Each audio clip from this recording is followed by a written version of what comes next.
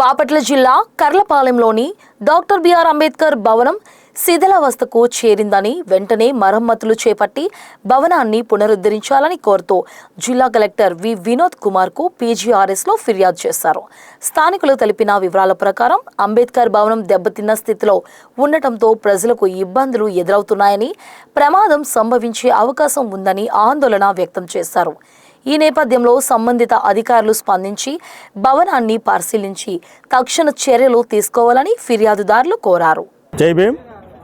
ఈ రోజున కర్లపాలెం మండలం బాపట్ల జిల్లా నా పేరు బోరుగడ్డ జీవనం. నేను ఈ రోజున మా కర్లపాలెం మండలంలోని డాక్టర్ బిఆర్ అంబేద్కర్ గారి యొక్క భవనం శిథిలావస్థలో ఉంది.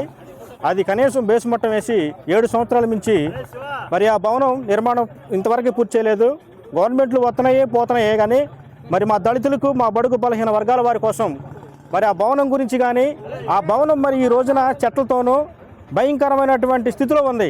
సుమారు 15 లక్షల రూపాయలు ఖర్చు పెట్టి ఆ భవన నిర్మాణం చేపట్టారు.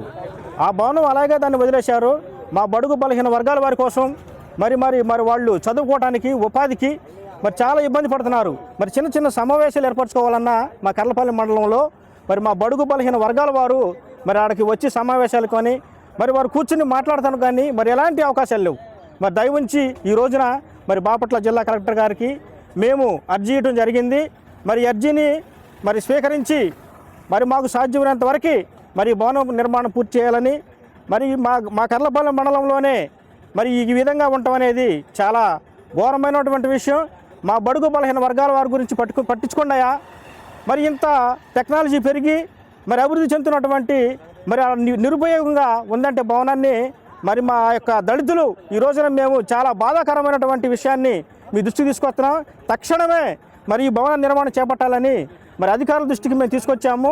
మా దయ ఉంచి ఈ భవన నిర్మాణం చేపట్టాలని మిమ్మల్ని అందరినీ కోరుకుంటూ జై భీమ్.